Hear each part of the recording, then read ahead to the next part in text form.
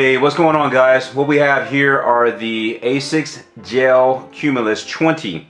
I picked these up for, let me see, about $72 3 weeks ago during the Christmas sales. And I know they retail, let me see, right here on the box it says $96. And I've seen them as high as $110 on Amazon and some other websites, and as low as $56 depending on the color, the size. It all made a difference when you were selecting the shoe. But I actually saw this exact pair for $72 with the same color and the same size. This is a race blue, and when I went on Amazon, it was actually race blue slash peacoat blue. So I'll just call them blue. I put them on, I went out for a run, and I put a few miles on them. I gave them about 3 miles of road time just to test them out so I can talk to you about them, because I wanted to try them out before I set up here and said, hey, these shoes were this, these shoes were that. This is what I thought about the shoe. Let me just go down the list of things I made some notes on so I can share with you, just in case you're thinking about picking up some shoes like these. First thing I noticed when I took these out of the box is that they were nice and light. Not super light. I've picked up some shoes and almost threw them in the air because they were so light. But these shoes, I picked them up and I thought, wow, these are light. I had to go look it up on the website just so I can see what the weight was, because I was kind of impressed. ASICS website and some others list these at 10 ounces. Which is about average for a running shoe. Sorry, most running shoes around $100 are usually about 9.5 to 10 ounces. Next thing I noticed was that these strings take very little effort to keep them tied. What's great about this is these are a running shoe. If you're a runner, the last thing you want to do is stop when you don't want to tie your shoe.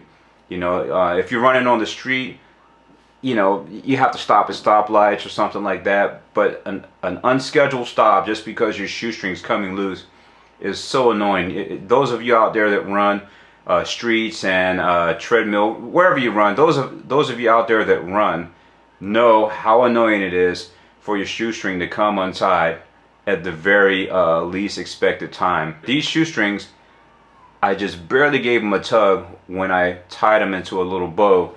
And I was so impressed that at the end of my 3 miles, they were still pretty snug. Not once while I was running did I feel that I was going to have to stop and tie my shoe again, or they were getting loose. So I just barely gave them a nice little bow, looping you know, some bunny ears or whatever you want to call it here. Little tug, and they were tight. They did not come loose. I didn't have to double knot this or anything. That's not always the case. There's been other shoes that I've run in that are every mile or so something's going on with one shoe or the other, and I have to double tie them into a semi knot just to make sure that they don't come loose. So something about these shoestrings, ASIC put some time into making sure that these shoestrings stay nice and tight. It's the material, maybe. They do feel kind of little, they do feel a little grippy, I think. So it's just a great concept if that's what they did to, you know, keep these from, if that's what they did to keep these from coming loose. Bravo to ASICS for figuring that out, and hopefully they continue that with all running shoes in the future. So the next thing I thought was this reflective side pattern shows up pretty good when I shine the light against it. I thought this pattern on the side will give you great visibility, make you really visible to drivers and vehicles that are on the road and you're running past. Keep in mind that this little pattern on the side is a reflective pattern. Overall, the shoe has a bunch of areas that look kind of reflective. I shined a light against it to try to see. The toe cap here looks like it's kind of a reflective material. This little strip that runs around the back, I don't know if you can see that, kind of looks a little reflective light. I shined the light against it. It didn't show up so much as a reflective surface, but I imagine if it's down the road and the car's beaming right on it, it's going to kick off a little bit of light. I just couldn't identify that right off the bat when I was shining the flashlight against there. Also, the mesh, aerated mesh on the front, just kind of is not just an aesthetic for the shoe. It's actually surprisingly, when I was running, I can feel like a good amount of air and breeze across my toes when I was running there. I really took notice of that. I was running and I felt, whoa, there's a nice cool breeze coming in the shoe, keeping my foot nice and cool, nice and dry. So if you look at this mesh on the front, I mean, it really works. Unlike some other shoes I've run with where it has a nice mesh and your foot is hot and you don't feel the breeze. I really felt the breeze. So if you're running in hot weather or you have feet that get really hot, consider this. This design is really functional. Also, the Flight Foam sole. A couple of things about the sole. It has this little window here. I don't know if that was reflective. I shined the light there. I didn't really see much. But it's a non-aggressive tread, which is great for running on the treadmill, streets. I wouldn't take these on a trail, or I wouldn't take these out, hiking or anything like that. But I would definitely use these on nice smooth surfaces like roads, streets, tracks. So just keep that in mind. It's the Flight Foam technology that ASICS